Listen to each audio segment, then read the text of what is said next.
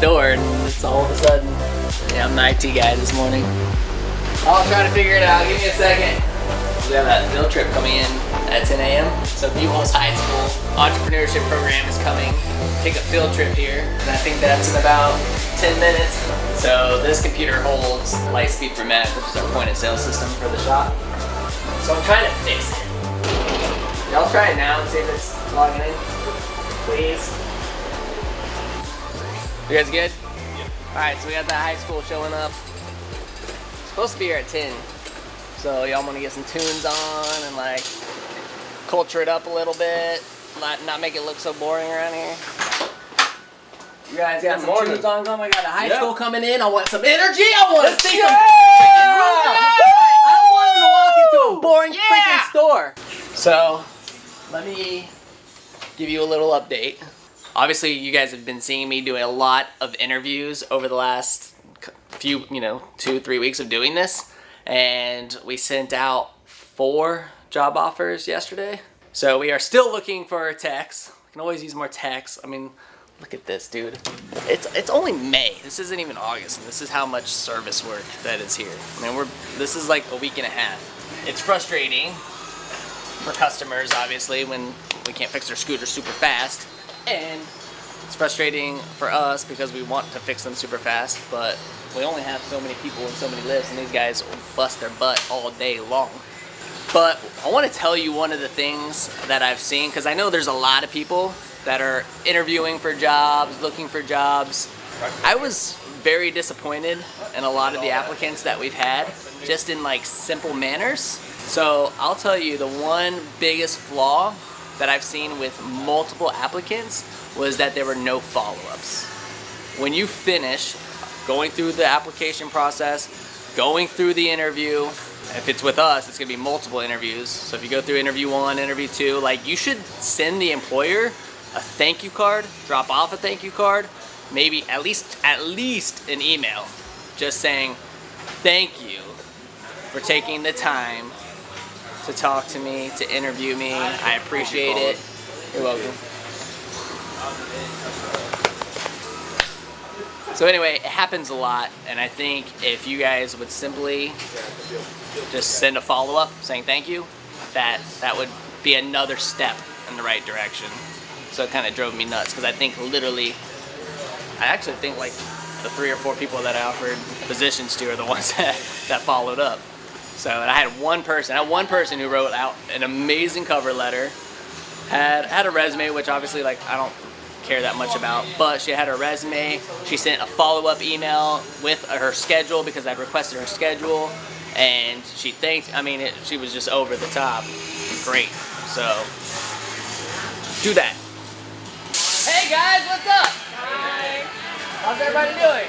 Good. Great. Did you guys come without a teacher? No. She's somewhere. Hi guys, how are y'all doing? Good. Good. All right, welcome to my shop. I'm gonna give you guys a little tour, show you around. Just so you guys know, like my team and I, we actually film a vlog. Yeah! Right? So this is Austin. He's probably gonna like record everything, and if you want to see yourself, Hi, Austin. oh yeah, Austin!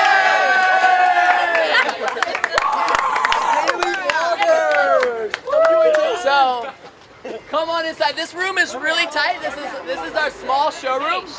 This is our small showroom, but I'll be able to like tell you guys a little bit more about our business and when there's not a bunch of cars driving by, all right? So come on in, come on.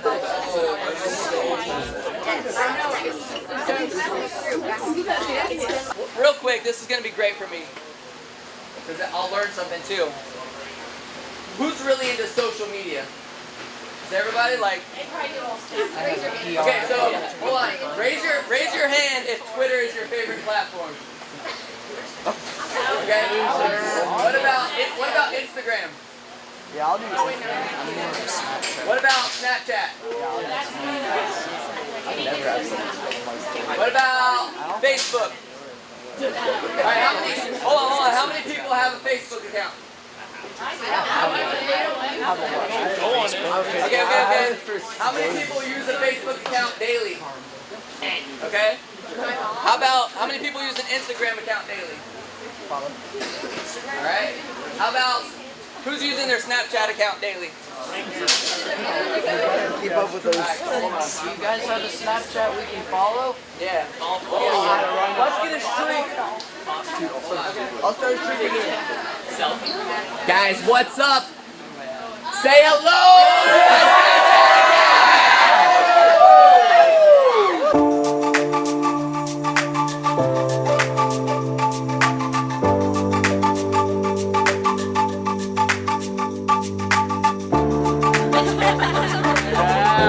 Yeah, it's a video. It's an Instagram story this time.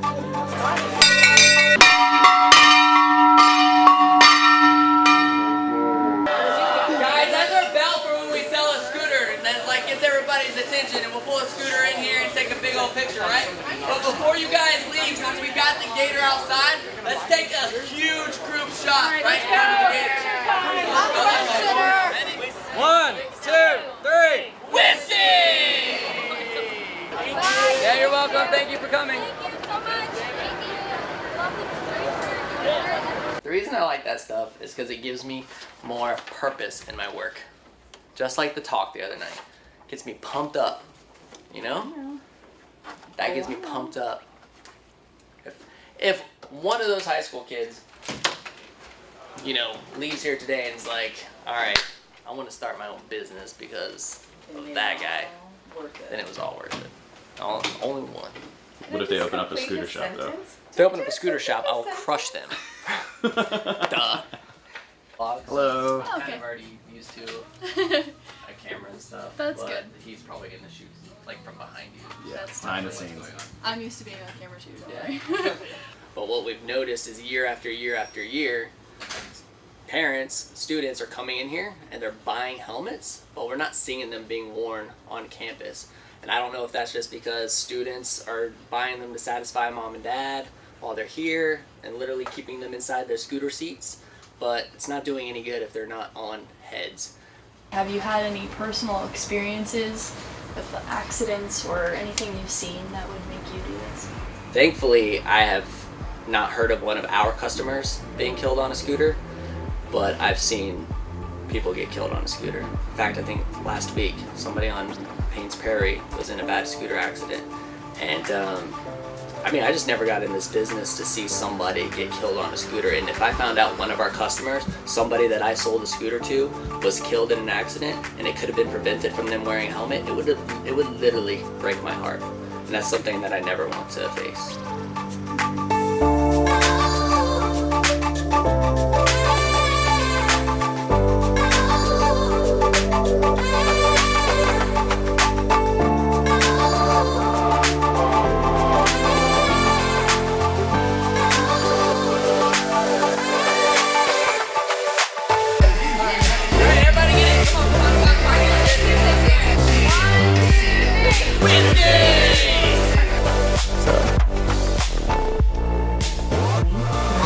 Go.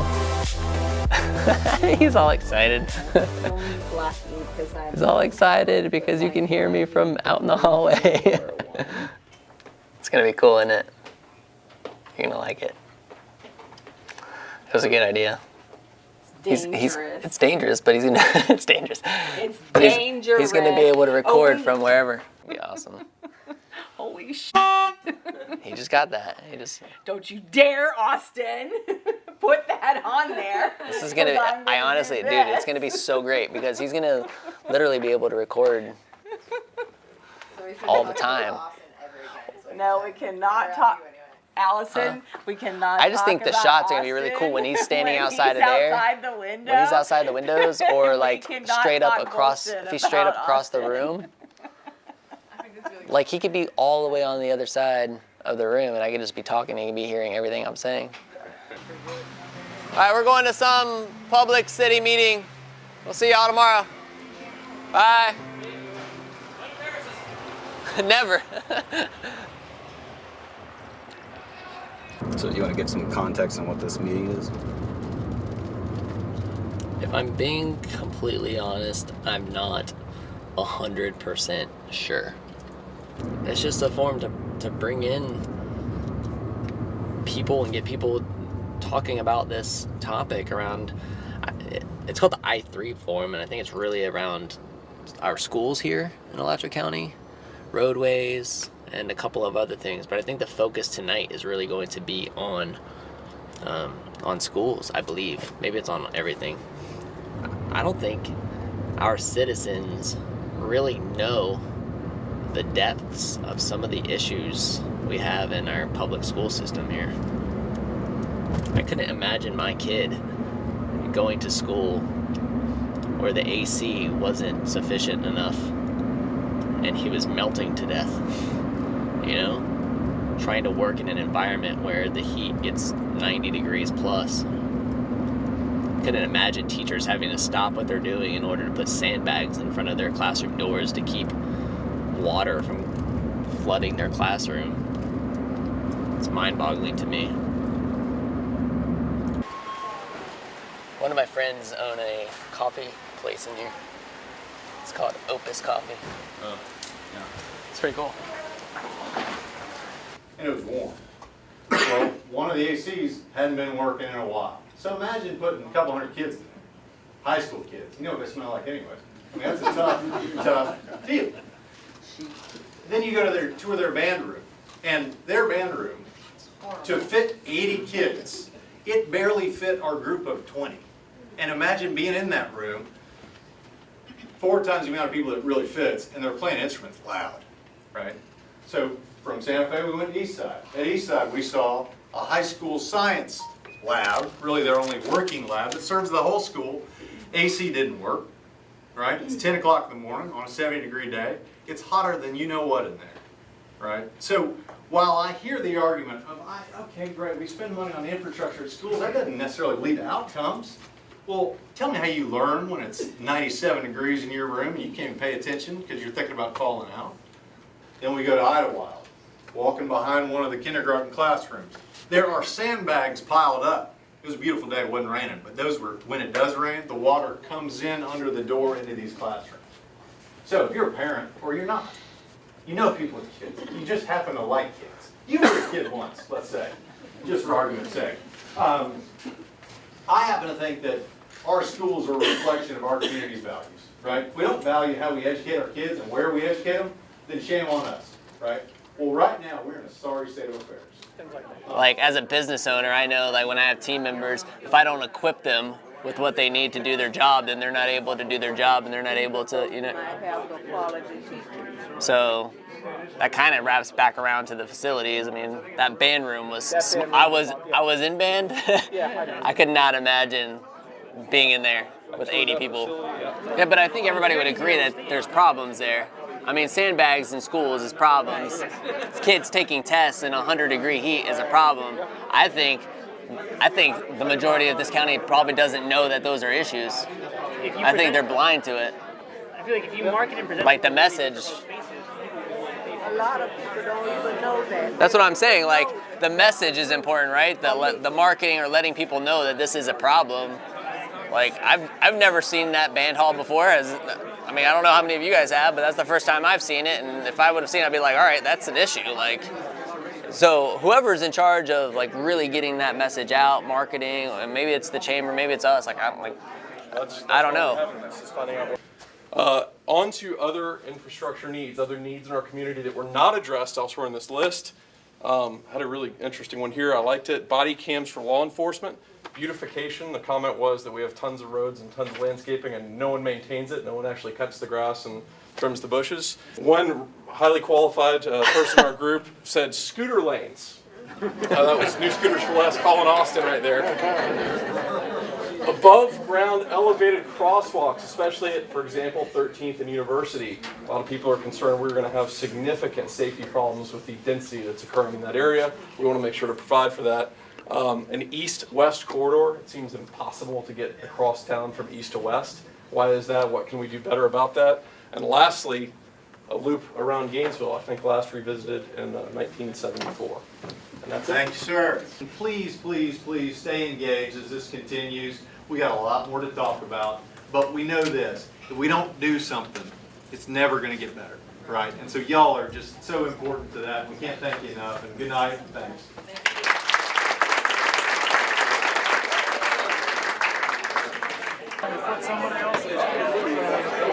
Ready to go? So we just got back from the I3 public meeting. It's 8:23. So I know that while we were at the meeting that our spot aired for TV 20, the helmet thing. So I'm gonna check it out before we leave, right, Austin? A scooter store owner in Gainesville says not enough people wear helmets when riding around town. TV 20's Sarah Gerard shows us what the owner is doing to get riders to use their heads. Found out one of our customers, somebody that I sold a scooter to, was killed in an accident, and it could have been prevented from them wearing a helmet. It would literally break my heart. Colin Austin has sold scooters for 13 years, but he's found that people who ride them don't always wear the proper headgear. Every time I'm like rushing to class or like out, like leaving my house last minute, like I honestly forget. And I don't know if that's just because students are buying them to satisfy mom and dad while they're here and literally keeping them inside their scooter seats, but it's not doing any good if they're not on heads. Now, for the next 3 months, he's giving them away, what he says could be $30,000 in profits, in hopes of making the life-saving practice more popular. It's a big commitment from us, but we feel like if we can really get these students to start wearing helmets, that it'll start that trend. People who sign this pledge get a free helmet with their purchase of a scooter, as long as they promise to keep their helmet on every time they ride. I really want that to be a requirement where people are required to wear helmets, because I know that it will save a lot of lives. While Florida law does not require helmets for scooter riders over 21, Austin's asking UF to make it mandatory for everyone within campus limits. That's awesome. We encourage them to wear their helmet. We're not doing so much enforcement right now, but the education is key. For now, the company and UF police can only ask riders to wear their helmets. Will it continue on to like the university level and the state level? Hopefully. But Austin hopes one day helmets are required for everyone. Sarah Gerard, TV 20 News. Well, I thought it was really great. Yeah. It's 8:30 p.m. Austin and I are wrapping up. I thought it was an excellent day. I really kind of got a high off those high school students coming in this morning. So it's always a blast to inspire, educate, and learn something. I love the part where we were asking them about social media and stuff like that, finding out what they were using. It was a good education for me. I don't know, it was just a great day, even going to this forum tonight and really seeing some of the issues that lie within our Gainesville community. I love this place. I love Gainesville. And, to be part of that conversation was important. And I think it's important for us to get other people involved. Hopefully we can get some really good clips from your video, Austin, and get that out there, because people just don't know of these issues within our community. And we're not going to be able to fix it individually. It's got to be a community effort. So that's really it. Oh, another highlight, we hired a bunch of new people. So you're going to see some new faces in the vlog, Mom. Please keep that in there. Austin's keeping that in the vlog. Not my mom, Austin's mom. Austin's mom thinks that we need more people in the vlog, that I can't be the only character. So this one's for you, Mrs. Albritton. See ya.